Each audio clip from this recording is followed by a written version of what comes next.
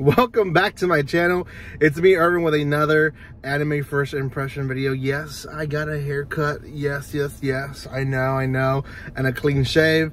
So anyways, welcome back to my channel, guys. If you are here, it's because you want to watch the first impressions of Sakugan. And Sakugan is a series that is, oh gosh, so good. From the first episode, at least, I really enjoyed it.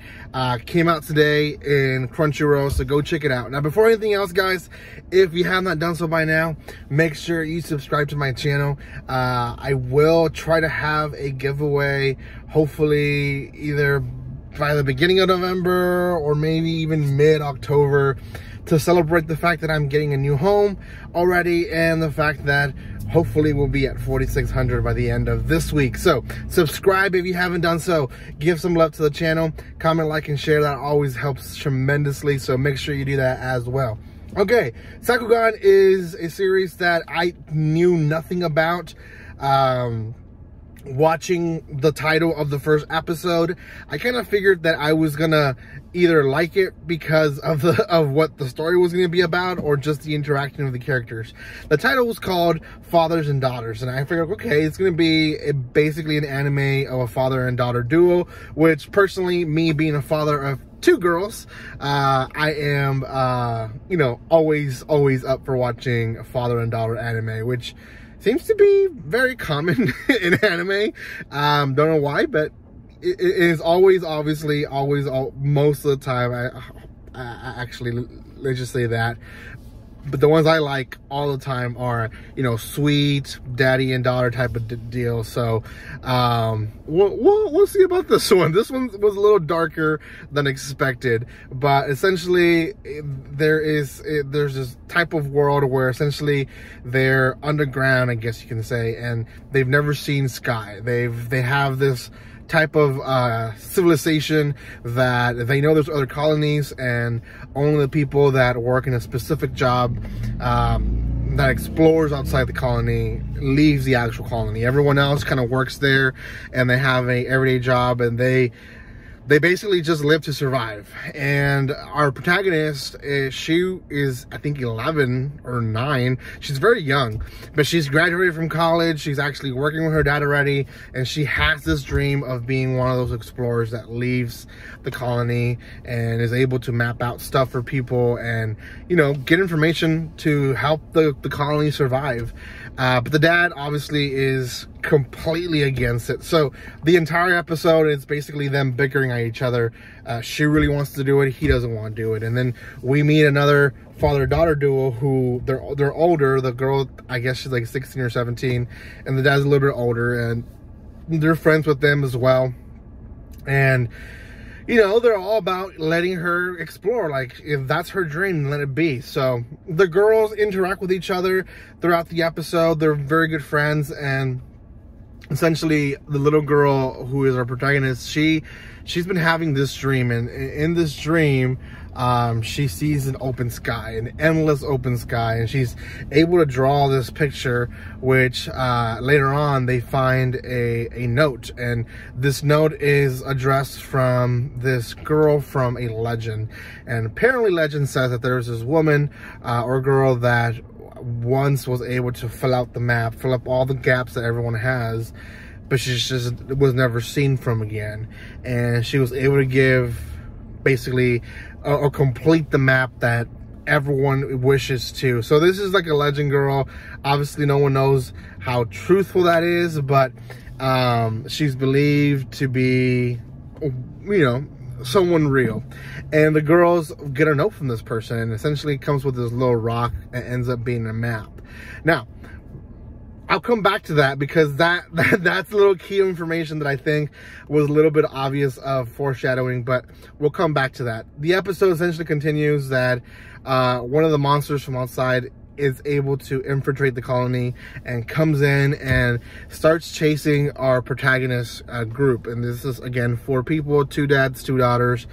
And it gets comical, and I knew something was going to happen, because the anime was serious and comical, but then when they were being chased by the monster, it kind of became too comical. And if you're an anime watcher, when a series is like that, serious and comedy, and then all of a sudden it gets too cheerful, you know something very serious is going to come.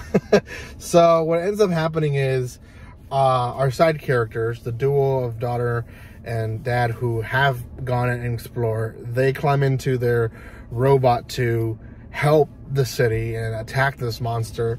And after a sweet moment that they cherish with one another, they're killed in front of their friends. And our protagonist is just heartbroken to see them.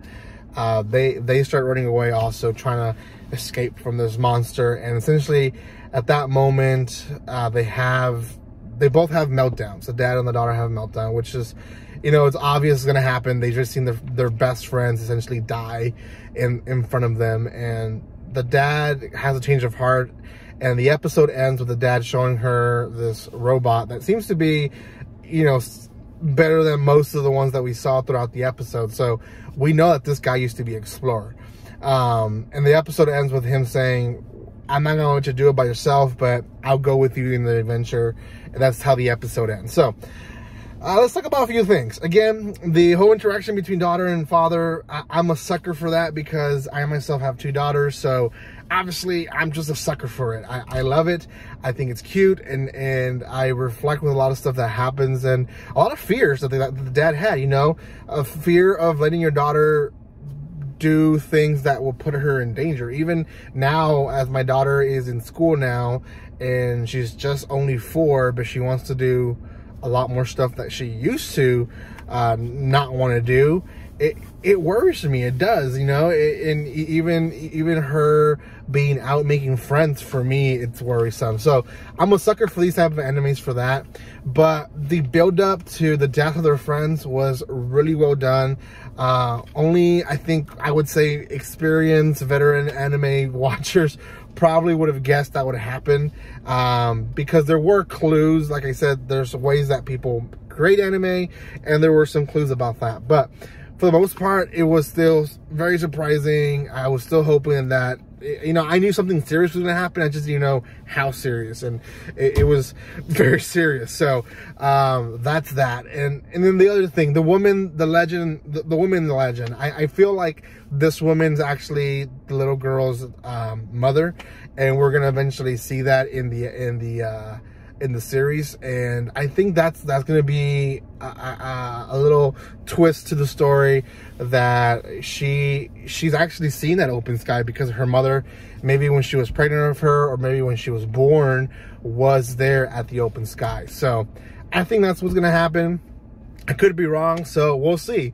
For now, definitely give this one an 8 out of 10. It's in my top 3 tier place right now for the season. I'm actually considering of reacting to this series.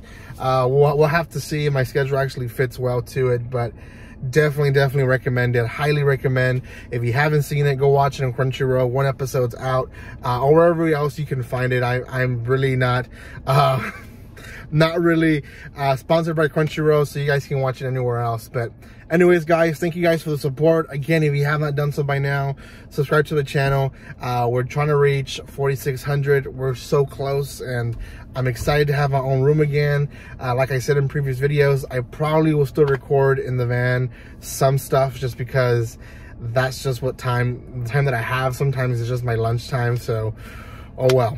Thank you guys for love and support. Again, I'll see you next time. And like always, don't be strangers. See you guys.